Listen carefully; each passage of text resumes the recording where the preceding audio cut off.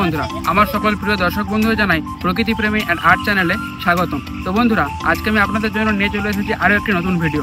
আপনারাও কি এই রবি মরশুমে আলুর ফলনের জন্য আলুর খেতিবাড়ি করতে চান? তো অবশ্যই এই তিনটে জিনিস ধ্যানে রাখবেন। তো চলুন বন্ধুরা এই তিনটে জিনিস কি কি অবশ্যই আজকে আমি ভিডিওর মধ্যে আলোচনা করতে চলেছি। পুরো ভিডিওটি শেষ পর্যন্ত দেখতে থাকুন।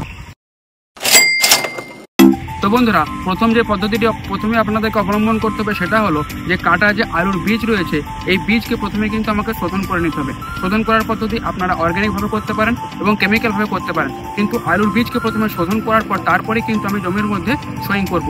এই শোধন করার পদ্ধতি আমার ভিডিও অলরেডি বানানো রয়েছে, আপনারা চাইলে ডেসক্রিপশন বক্সে গিয়ে লিঙ্ক চেক করে ভিডিও দেখে নিতে পারেন। দ্বিতীয় পদ্ধতি হলো আলু বসানোর সময় আমাকে অবশ্যই ধ্যানে রাখতে হবে যে ডিস্টেন্স। এই আলু আমাকে যখন বসাবো একটা আলু থেকে আর একটা আলুর দূরত্ব অতি অবশ্যই 15 থেকে 20 সেন্টিমিটার রাখতে হবে এবং একটা লাইন থেকে আরেকটা লাইনের ডিস্টেন্স অতি অবশ্যই আমাকে 1.5 ফিট থেকে 2 ফিট রাখতে হবে। এই ডিস্টেন্স কিন্তু আপনাকে মেনটেন করতে সাহায্য করে, টিভি ফ্রি অনেকটা রাখতে সাহায্য করে থাকে।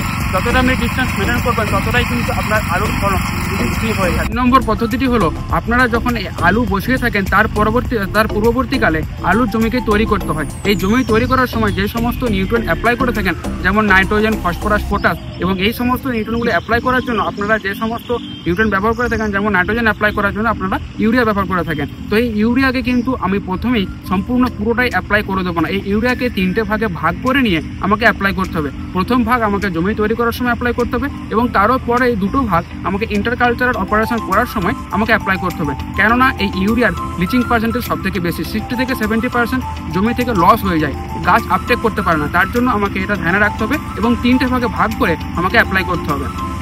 তো বন্ধুরা আজকের ভিডিও ছিল এই পর্যন্ত। যদি আমার ভিডিওটি ভালো লেগে থাকে অবশ্যই লাইক, কমেন্ট এবং বন্ধুদের সাথে শেয়ার করে থাকবেন। আর অবশ্যই এই ধরনের ভিডিও দেখার জন্য আমার চ্যানেলটি সাবস্ক্রাইব করে পাশে থাকা বেল আইকনে ক্লিক করে অল নোটিফিকেশনটি অন করে দেবেন। ধন্যবাদ।